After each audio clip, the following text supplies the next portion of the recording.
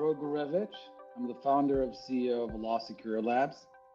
We're the developers and instigators of the Velocity Network and the Velocity Network Foundation. Should I speak about my career trajectory so far? Yeah, maybe thumbnail version of kind of career prior to that. That will help.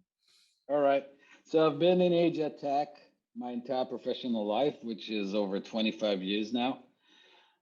Predominantly as the founder and managing partner of one of the largest Asia Tech system integrators across the EMEA region, working with the largest enterprises in the region on transforming their HR infrastructure, mainly around deploying enterprise human capital management and talent management suites from SAP, from Oracle, from other enterprise-grade vendors. And this is where our understanding of the problem stems from, and this is where we got to experience the problems that we're trying to solve at the Velocity Career Labs. Well, that's exciting, and thanks for making time to join us on the Ivy podcast. You've been in HR, human capital management solutions for quite some time now. What problem in the labor market that you had encountered, see personally, that really set out to build Velocity Labs, and what problem are you specifically solving with your solutions? Yeah, so essentially, we're solving the problem behind all other problems, right?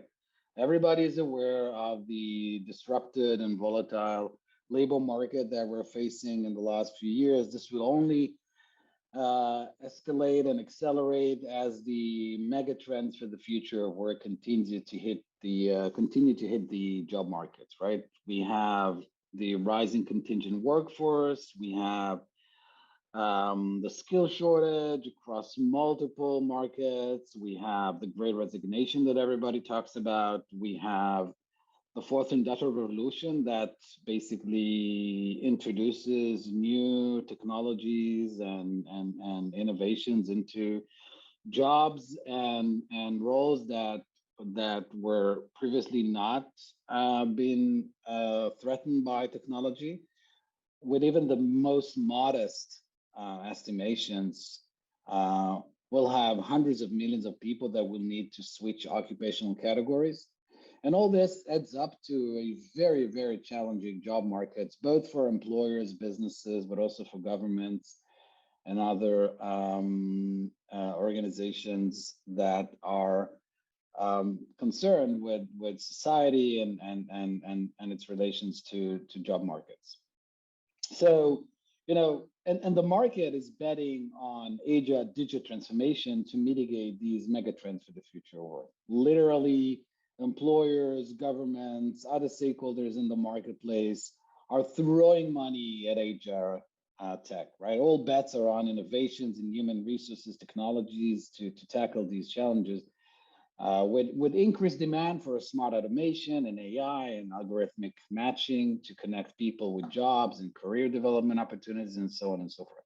Yet, and this is where I'm coming to the problem that we're trying to solve, yet we still rely on costly, self-reported, unverified methods to exchange data about individuals' previous employment, professional achievements, educational certifications, all of which are the key pieces of data to hiring efficiencies and talent management processes and all employment-related processes, right? And this fragmented data exchange system is holding back the digital transformation of the job market and preventing the mitigation of its most critical challenges, right? I can just give you some examples of if we only take the issue of hiring, right? You have 1 billion people that move jobs there. Now, hiring and mobilizing talent based on what they say on their resume or their LinkedIn profile has been terribly inefficient, right? Self-reported career records are unreliable. They're not standardized. Misrepresentation is a common issue. Last surveys showed roughly 80% of applicants admitting they're misrepresenting themselves on resume, right? That's amazing, I think. So misrepresentation is a common issue.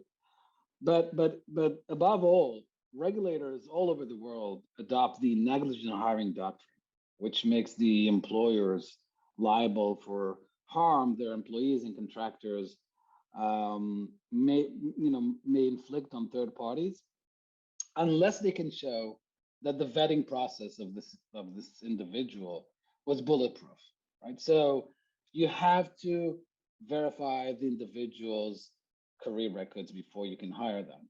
And there's no easy way of doing that. As I said, applicants and employee career credentials are currently verified through 100 years old, expensive, error-prone manual processes that literally take weeks, right? Of making phone calls and procuring data from siloed sources. Mhm. And until we'll solve that friction, both in cost and most importantly in time, because it takes a week to 5 weeks for for individuals' credentials to check out. Until we solve that broken data layer, that would be the one barrier to true digital transformation of the labor market and the world of work. And that's the problem behind all other problems. And this is exactly what we set out to solve. Yeah, there's a lot to unpack, and definitely it resonates on so many levels because we all deal with that on a daily basis, whether you're in staffing and recruiting or you just, industry agnostic. You still deal with human capital, you still deal with hiring problems, you deal with that on daily basis, especially in this highly competitive environment, highly competitive, market, as we all have been encountering for the past couple of years. I realize it's a very loaded question, but maybe you can help me unpack a little bit further in terms of what are the solutions, or at least proposed solutions, maybe through technology or something that you guys set out to build to address certain components or areas of these particular issues. So it was almost 4 years ago, right?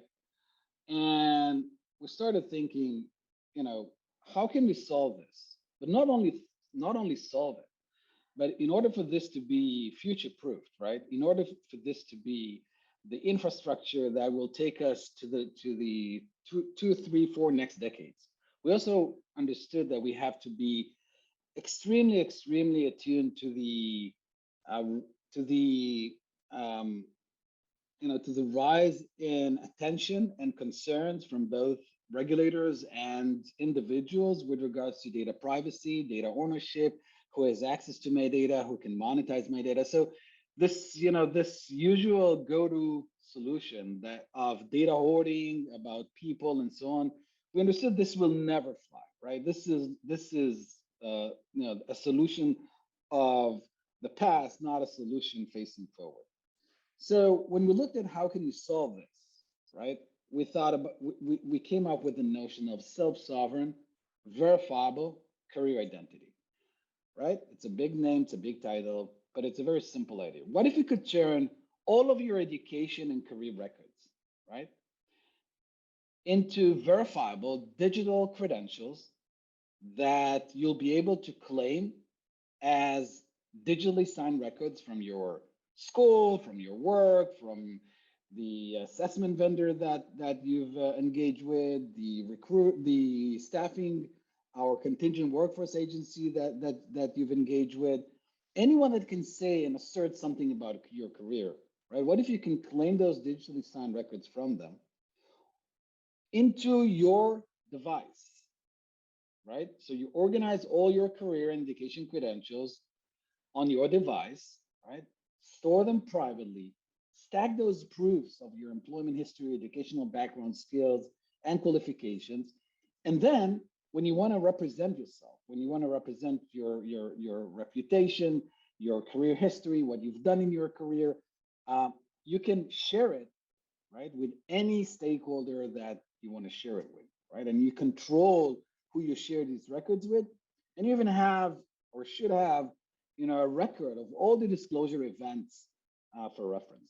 If we can achieve that, right, that would be the great transformer of the global labor market we've been waiting for. That, if every individual will have a trusted, verifiable, right, set of records that essentially just that essentially describe his entire career, so he can share it with prospective employers or any other stakeholder in the labor market, that and that relying party will be able to trust these records, right, and verify them.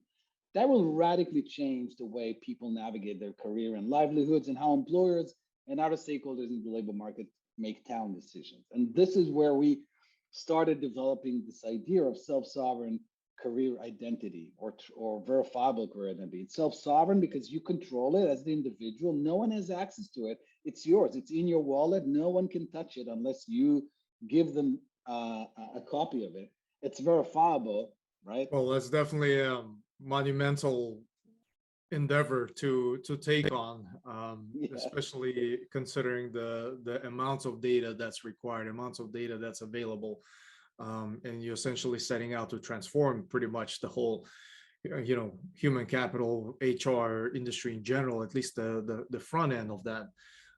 So share with us what have you accomplished so far? What have you built?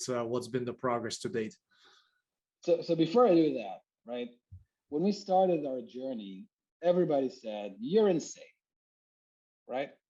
Literally, what you're trying to do is connect millions of employers and universities and training vendors and schools into a shared utility layer that will allow them to issue credentials to individuals. And then also on the relying side party, these are very similar actors, but then they are the consuming side. So they would need to be connected to this shared utility layer on the consuming side. And this is a monumental moonshot that probably, it's impossible. It's impossible to bootstrap this, right? But then when you look at the tech landscape of the labor market, right, you see that, if you look into the system of records of the employment hiring space and not aiming towards the end users, and if you basically understand that in order for this to become a reality, this will only be achieved if the system of records of the employment space, the incumbents of our space, will be the one connecting to the network. So that if you're an HR system vendor, right, software vendor, you will be connecting to the network. You will be embedding the integration and the functionality of issuing credentials on top of the Velocity network, or consuming credentials on top of the Velocity networks. All the protocols, all the integration will be done, right, on the system of record level, so that for the employers, the schools, university, it will just be out of the box functionality. They don't give a damn if their HR system uses this type of protocol or that type of blockchain network. All they care that it's there, it's fast, instantaneous, the cost is reasonable, and there's zero errors, and it's 100% trusted. It's like when you go to your bank and you use your bank systems to transfer money cross-border to another bank account of your colleague. You don't even know how your bank is, processing this money transfer. All you care is about, your ability to do that in a reasonable time, in a reasonable cost, with zero friction, and as little errors as possible. So the big idea here was, hey, this is not a game of network that will approach the end user. This is a game where the network will allow the system of records and the software of our space to create a new fabric that will be connecting every stakeholder in the labor market seamlessly, right? This is why we call it the Internet of Careers, right? So our goal was to pull in the leading global largest vendors in the HR and education space, to connect their platforms to the Velocity network, and essentially create a seamless offering to their constituency, right? To enable them to opt in with zero friction. You know, everything is out of the box, everything is there. All they need to do is start using that, right? And when you create this situation, because the demand for this is just huge, there was just not, you know, there was just not a solution that these actors can adopt. But once it's there, right, and we see the reaction from the market, right, they just love it, right? Who can say no to instantaneous ability to interact with individuals, get their credentials from them, verify those credentials so you can trust them and then process them as part of your hiring or talent management decisions. And that was the big idea, pulling in the largest vendors in our space, start creating that fire, start connecting that fabric we call the Internet of Careers. Does this make sense, right? Is a What do you think about it? That makes perfect sense, and I want to congratulate you on the success you've had so far, especially being able to attract some brand names to your platform to be able to build something on top of your infrastructure that you had created. But that leads me to a further question, because change is hard. Change is very difficult, especially when you're asking somebody to change something that's been done for many, many years, the same way, the same particular process, same technology.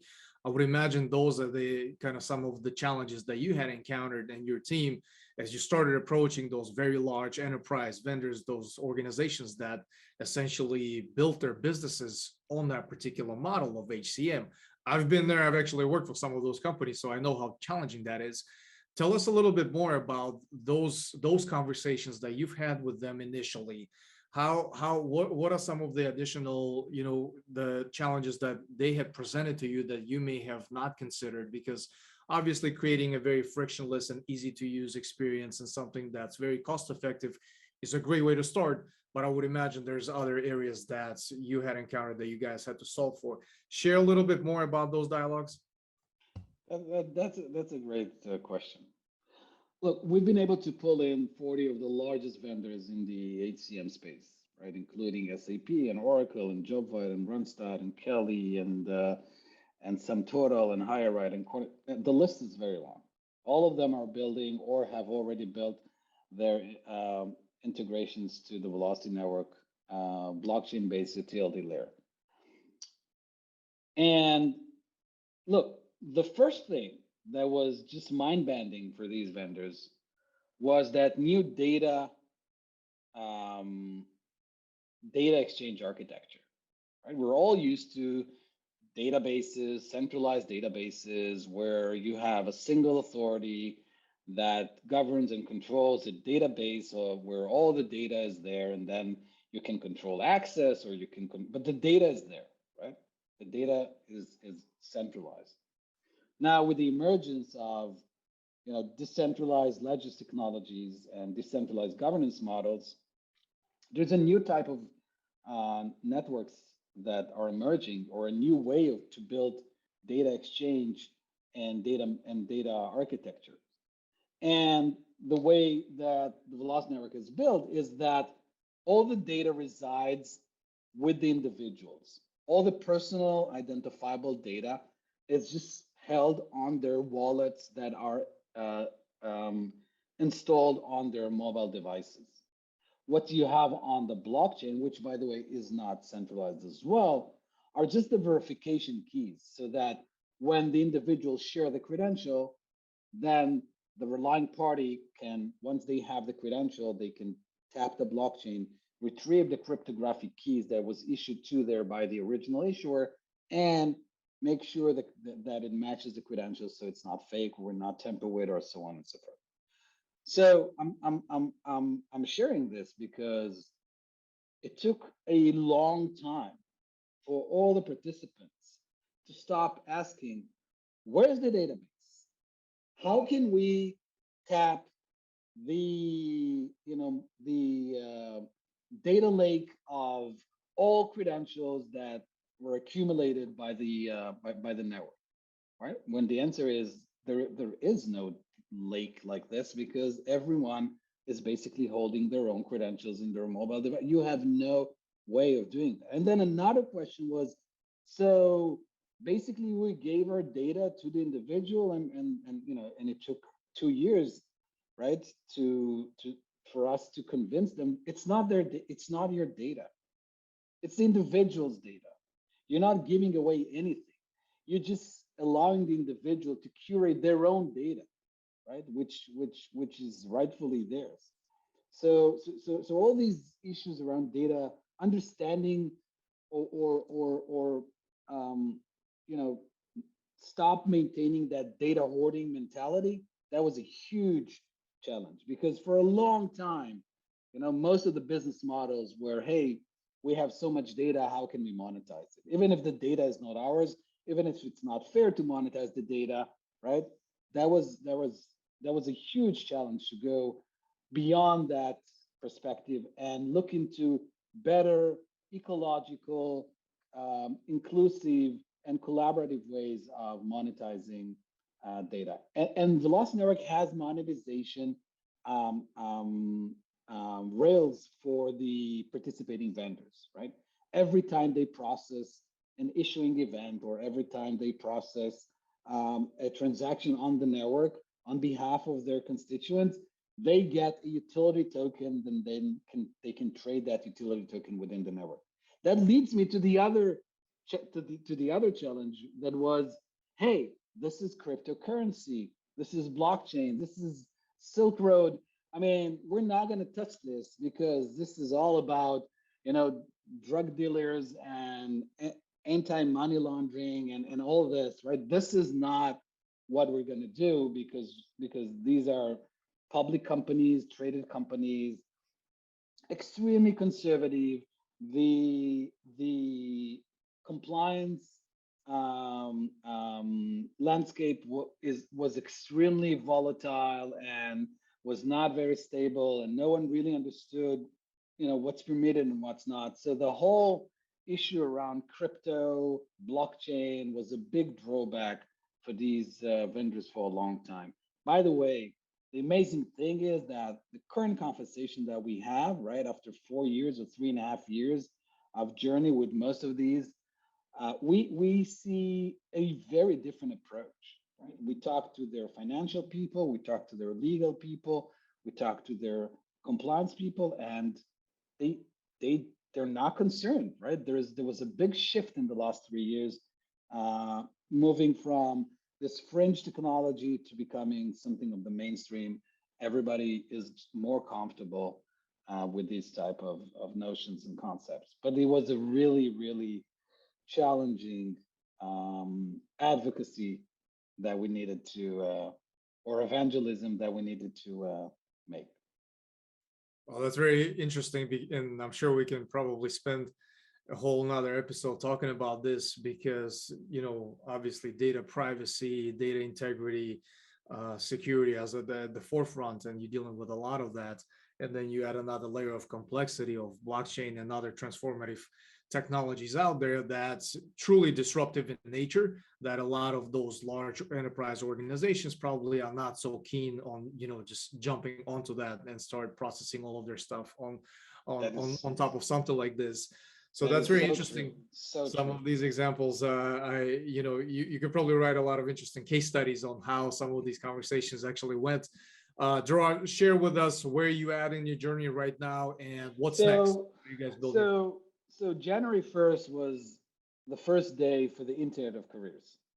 That was the first day that mainnet was launched up, and we're on air,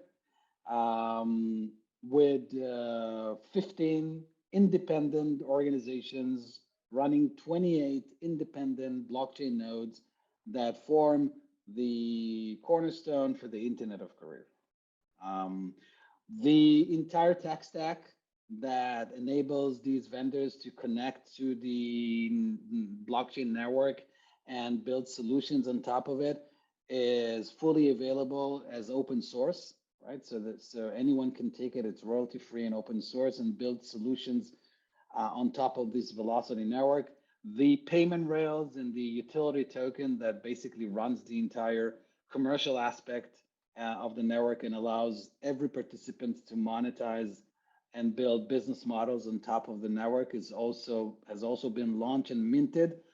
And the and the and essentially all the rails for the Internet of Careers are now out there.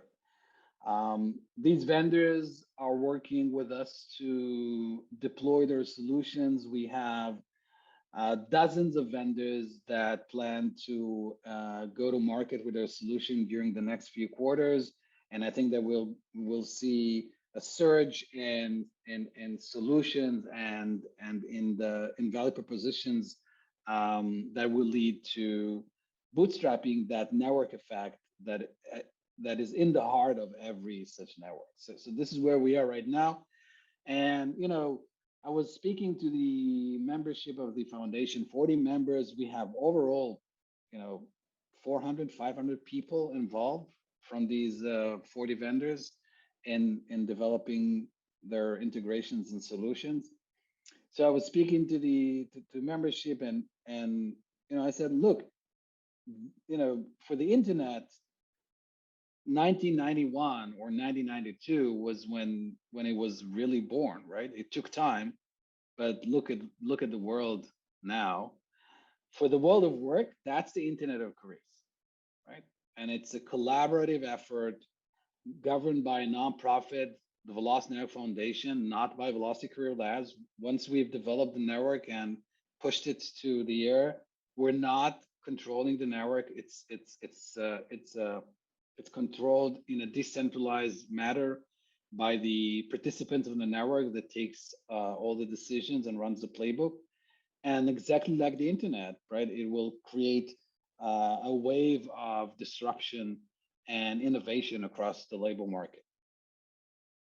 Well, that's very exciting. And just like with all the guests on the Ivy podcast, what I love doing is schedule a follow-up recording in about a year where we revisit the conversation from a year ago and see if everything that we've discussed still makes sense, still applies. So I'm definitely looking forward to doing that with you as well, Dror. And I can't thank you enough for your time today. It was very short and insightful conversation.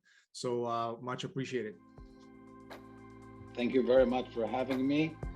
I've enjoyed it very much. I'd love to be talking to you in a year. That would be a great exercise.